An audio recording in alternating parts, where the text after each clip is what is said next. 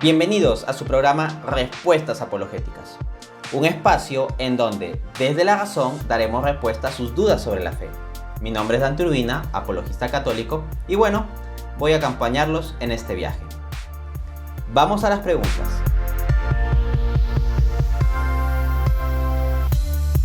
Lo primero que hay que establecer sobre el pensamiento de Laquinate en cuanto al cielo es que Santo Tomás distingue claramente lo que es el cielo de lo que es el paraíso. El cielo corresponde al orden sobrenatural, si hablamos de la perspectiva desde la naturaleza humana. En cambio, el paraíso correspondería al orden natural. Me explico. Acá hay que entender los términos natural y sobrenatural bajo acepciones teológicas. El hombre es creado por Dios con una naturaleza esencialmente buena. La naturaleza humana considerada en sí misma es buena. Así como dice Dios mismo en Génesis 1:26, hagamos al hombre a nuestra imagen y semejanza. Entonces, si Dios es el sumo bien, el bien puro, el hombre que es a imagen y semejanza de Dios en cuanto a su esencia, en cuanto a lo definitorio de su naturaleza humana, refleja esa bondad. Entonces, en ese estado de integridad de la naturaleza del hombre, tal como sale de las manos de Dios, por decirlo así, lo que le corresponde al hombre, siendo un ser compuesto de cuerpo y alma espiritual, es habitar en un lugar corpóreo. Y un lugar corpóreo que sea apacible. Entonces esto sería el paraíso. Y la felicidad natural del hombre en su estado de integridad se daría en ese paraíso. Pero eso no es el cielo. El cielo sería algo que está por encima de la naturaleza del hombre. Se trataría de un estado espiritual de unión plena con Dios. Y esto ya supera la mera capacidad o cualidad natural del hombre. De ahí que el cielo sea sobrenatural. Para entender claramente esto, veamos lo que nos dice el mismo Santo Tomás. En la Suma Teológica, parte primera, cuestión 102, artículo 2, respuesta, escribe el santo. El hombre era incorruptible e inmortal. Se está refiriendo al estado de integridad del hombre antes de caer en el pecado original. Volvemos con la cita. No porque su cuerpo tuviera la incorruptibilidad como algo connatural, sino como una cierta fuerza infundida en el alma para preservar el cuerpo de la corrupción. Por lo tanto, es evidente que el paraíso es un lugar apto para la vida del hombre en el primer estado de inmortalidad. Claro está que cuando el hombre cae en el pecado original, se rompe esta circunstancia y ya no se está en la situación de paraíso, sino que devenimos en el orden de cosas, bueno, que tenemos actualmente y que hemos tenido en lo que llamamos historia humana. El cielo, en cambio, es algo distinto. Leamos las palabras del mismo Santo Tomás, Suma Teológica, parte primera, cuestión 102, artículo 2, solución 1. El lugar de la bienaventuranza se adapta a la naturaleza angélica, por eso fue creada allí. Sin embargo, no se adapta al hombre en su naturaleza, por eso no fue colocado desde el principio en el cielo empíreo, sino que aquel era el lugar donde iba a concedérsele la bienaventuranza final. Es connatural al ángel, a los seres angelicales que son espíritu puros, a los ángeles, habitar en el cielo, lo que acá Santo Tomás llama el cielo empíreo.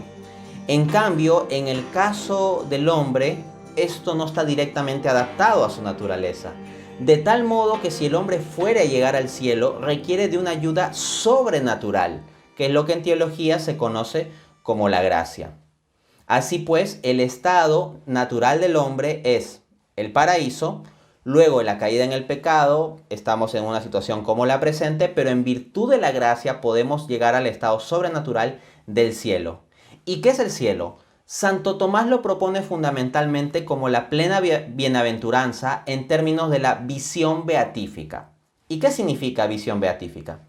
Visión beatífica es poder ver directamente, contemplar intelectivamente la esencia de Dios. Y esa contemplación hace al hombre plenamente feliz.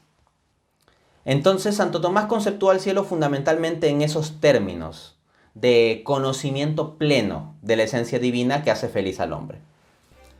Esto tiene una base en la Escritura. Por ejemplo, en 1 Corintios 13:12 leemos: ahora vemos de modo difuso, como por un espejo, pero entonces veremos cara a cara. Mi conocimiento es ahora imperfecto, pero entonces conoceré tal como soy conocido. Entonces, nótese cómo el apóstol Pablo habla de la presente vida, el presente estado de cosas, en términos de un conocimiento imperfecto y difuso, y se refiere al estado de la gloria en el cielo como un conocimiento perfecto. Conoceremos tal como somos conocidos por Dios. De este modo nuestro conocimiento será conforme a Dios, pleno. Participaremos de la ciencia divina. Santo Tomás escribe a este respecto comentando tal pasaje en su comentario a la primera carta a los Corintios, en el numeral 802. Dice el santo: cabe señalar que Dios, como Dios, no tiene rostro, por lo que la expresión cara a cara es metafórica. Porque cuando vemos algo en un espejo, no lo vemos, sino su semejanza. Pero cuando vemos a alguien por la cara, entonces lo vemos tal como es. Por eso, el apóstol no quiere decir otra cosa cuando dice: en el cielo veremos cara a cara. Por lo tanto, veremos la esencia misma de Dios. Le veremos tal cual es. Primera de Juan 3:2. Entonces, la felicidad del cielo es una felicidad de plenitud de amor. Si nosotros ya en esta vida sentimos cierta felicidad cuando somos amados, imagínense sentir la plenitud del amor recibiendo pues toda esa fuerza de amor, todo ese amor absoluto que es la esencia de Dios mismo en acto puro. Nos daría una plena felicidad. Asimismo, ya en esta vida obtenemos cierta felicidad por concepto del conocimiento de la verdad. Cuando, por ejemplo, entendemos algún teorema matemático o algún tema de historia o lo que sea, cuando entendemos algo, nos da cierta sensación de alegría o de plenitud. Pues bien, el contemplar la esencia divina nos da la esencia del entendimiento de la sustancia del todo a nivel metafísico, un conocimiento absoluto que nos va a dar una felicidad absoluta. Y asimismo, podemos contemplar el cielo en términos de bondad. Por ejemplo, decimos que los bienes son apetecibles, las cosas buenas son apetecibles, es decir, las deseamos. Así, por ejemplo, decimos que una buena comida es apetecible y le llamamos buena en tanto es apetecible y nos da una cierta alegría. En el caso de Dios, que es el sumo bien y no un bien limitado como cualquier comida particular, por ejemplo, nos dará una alegría suma, una plena felicidad. Y eso es el cielo.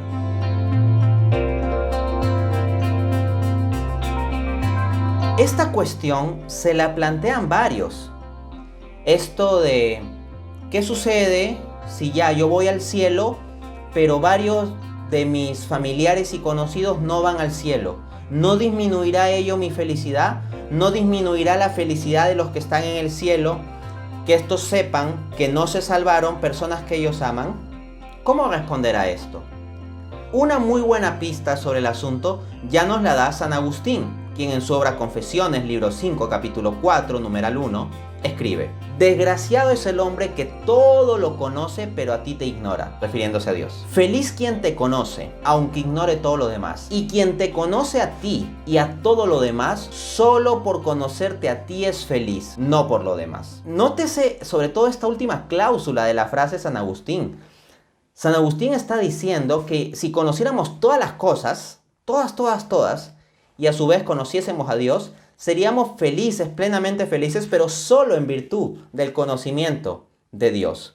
Esto quiere decir que la contemplación de la esencia divina, la visión beatífica, que es lo que constituye el cielo, colmará absolutamente todas nuestras ansias de felicidad, y cualquier factor de conocimiento distinto de eso, como por ejemplo conocer que alguien no se salvó, sería como una gota cayendo sobre una sartén que esté infinitamente caliente. Esa gota es nada. Entonces ya solo por conocer a Dios somos plenamente felices, independientemente de cualquier otra consideración o circunstancia. Así que los que están en la bienaventuranza serán plenamente felices. Ahora, esta cuestión la ha examinado bastante bien, considero, un escritor cristiano llamado Allen Webster en su artículo del inglés ¿Cómo puedo yo ser feliz en el cielo si mis personas amadas están en el infierno. En este artículo él apunta, por ejemplo, lo siguiente. Podríamos tener la tentación de decirle a alguien a quien amamos: no quiero el cielo si no estás allí.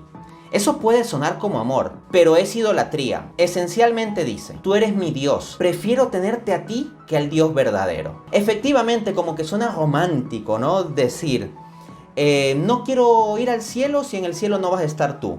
Pero eso significa que a una criatura la estás poniendo por encima del Creador. Y eso es idolatría. Y una persona en esas circunstancias, pues no estaría en el cielo. Así que no se va a plantear el supuesto de que una persona que ama a una criatura más que a Dios pueda estar en el cielo.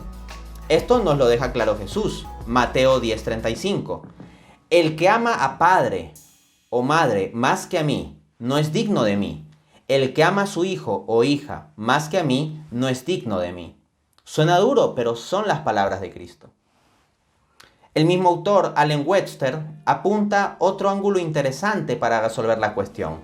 Nuestra perspectiva del pecado cambiará. En un estado sin pecado tendremos una visión más clara de la naturaleza de la rebelión contra Dios. La tolerancia compasiva al pecado será reemplazada por una santa repulsión al pecado en el cielo. Aquí pensamos en buenas personas que nunca adoran a su Creador, se niegan a rendirse al Señor Jesús y practican el pecado durante toda su vida. Interesante. En efecto, en el cielo vamos a tener otra perspectiva, como dice 1 Corintios 13:12. Ahora vemos de modo difuso, como por un espejo, pero entonces veremos cara a cara. Mi conocimiento es ahora imperfecto, pero entonces conoceré tal como soy conocido. Entonces, en el cielo nuestro conocimiento será tal como Dios nos conoce. Y como Dios nos conoce desde su perfecta santidad y tiene total repulsión al pecado, nosotros también compartiremos esa total repulsión al pecado. En esta vida muchas veces tenemos una visión compasiva del pecado y decimos: oh, pobrecito, si es que tiene sus pecados. O hablamos de alguien que sí es buena gente, aunque no crea en Dios, ni le importe adorarlo, ni darle gracias, ni nada, pero es buena persona. Bueno, ese tipo de perspectiva no va a estar presente en el cielo. Como apunta el mismo autor, cuando los padres cristianos tienen un hijo casado que rompe su matrimonio con adulterio, apoyan al yerno o nuera inocente, en lugar de a su propio hijo, porque la justicia prevalece sobre la emoción. Desde una perspectiva moral cristiana, por más que uno quiera a su hijo de forma natural, si el hijo hace algo contra la ley de Dios como cometer adulterio, un padre cristiano tendría que ponerse del lado del yerno o de la nuera. Entonces, ese cambio de perspectiva moral que van a tener las personas que están en el cielo va a hacer que entiendan la situación de justicia implicada en que haya ciertas personas que no se hayan salvado.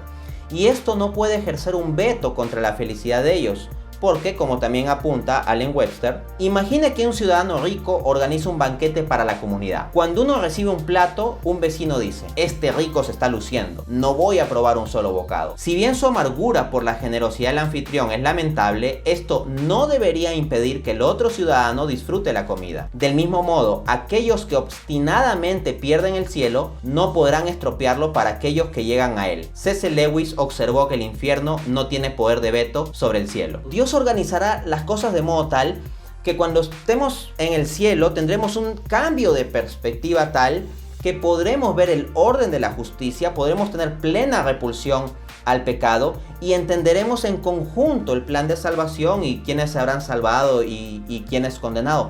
Como digo, tendremos otra perspectiva. Y desde esa perspectiva entenderemos al final el orden del conjunto de las cosas y seremos plenamente felices por la contemplación de la esencia divina. Y bueno, eso es lo que hemos visto por hoy. Nos vemos en un siguiente programa.